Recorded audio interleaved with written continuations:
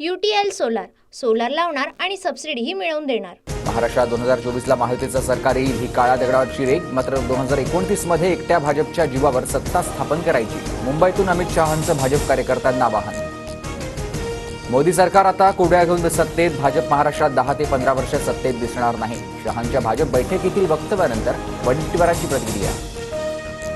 महाराष्ट्राची राजकीय भौगोलिक परिस्थिती वेगळी, एका पक्षावर सरकार येऊ शकत नाही। 1985 पासून महाराष्ट्रात एकाच पक्षाचं सरकार कधीच आलं नाही। शहांच्या वक्तव्यानंतर अजितदादांची प्रतिक्रिया। 2024 मध्ये जिंकू शकत नसल्याचं भाजपकडून मान्य। शहांच्या भाजप बैठकीतील वक्तव्यानंतर नाना पटोलेंची टीका।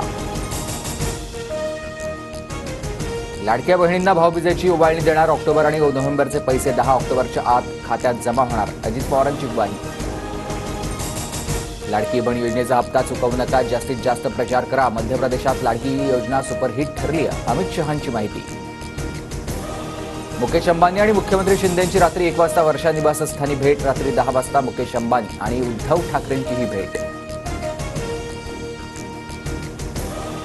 केंद्र आणि राज्यातलं सरकार उद्योगपतींचं, त्यांच्या घरी उद्योगपतीच जाणार। शिंदे आणि मुकेश अंबानींच्या भेटीनंतर नाना पटोलेंची टीका।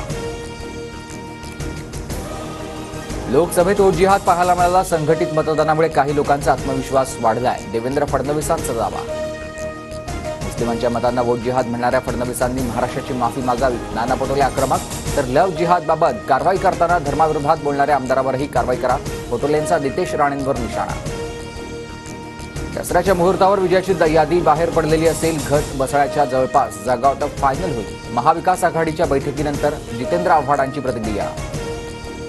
बदलापूर अत्याचार प्रकरणातील शाळेच्या सीसीटीव्ही फुटेजमध्ये छेडछाड, घटनेच्या दिवशीचे सीसीटीव्ही फुटेज गायब। संस्था चालकांना घटनेची कल्पना असूनही लपवली। हायकोर्टाचं निरीक्षण। बदलापूर अत्याचार प्रकरणातील शाळेचे अध्यक्ष आणि सेक्रेटरीचा अटकपूर्व जामीन अर्ज फेटाळला। दोघांना अद्याप अटक का नाही? अटकपूर्व जामिनाची वाट पाहत आहेत का? हायकोर्टाचं परखड मत। नार रुग्णालयातील लैंगिक छळ प्रकरणात डीनची बदली। मात्र काही तासातच तरुणीला पाठिंबा देणाऱ्या महिला डॉक्टरला नोकरीवरून काढल्यानं नवा वाद। लक्ष्मण हाकेंची मराठा कार्यकर्त्यांविरोधात पोलीस ठाण्यात तक्रार। 20 ते 25 जणांविरोधात कोंढवा पोलीस ठाण्यात गुन्हा दाखल। मराठा कार्यकर्त्यांनी धमकी आणि शिवीगाळ केल्याचा आरोप। सिडकोच्या एकूण 67,000 घरांसाठी 7 ऑक्टोबरला लॉटरी। पहिल्या टप्प्यात 26,000 घरांची लॉटरी निघेल। तर अध्यक्ष संजय शिरसाट यांची माहिती। पुण्यातील बावधन परिसरात धुक्यामुळे हेलिकॉप्टर कोसळलं। दुर्घटनेत 3 जणांचा मृत्यू। पोलीस बावधन परिसरात दाखल। महात्मा गांधींच्या जयंतीनिमित्त पंतप्रधान मोदी आणि राहुल गांधींकडून आदरांजली।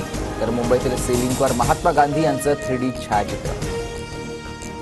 सिंधुदुर्गात फॉमॅटो कंपनीचे पंचतारांकित हॉटेल आणि स्कुबा डायव्हिंगसाठी पाण्याखाली बोट प्रकल्प उभारणार। पर्यटन मंत्री गिरीश महाजनांची घोषणा। कळवाच्या सह्याद्री शाळेतील 38 विद्यार्थ्यांना पोषण आहारातून विषबाधा। महापालिकेच्या छत्रपती शिवाजी महाराज रुग्णालयात विद्यार्थ्यांवर उपचार। पूर आणि भूस्खलनामुळे बाधित राज्यांना केंद्र सरकारकडून आर्थिक आणि लॉजिस्टिक मदत। महाराष्ट्राला सर्वाधिक 1,492 कोटींचा निधी।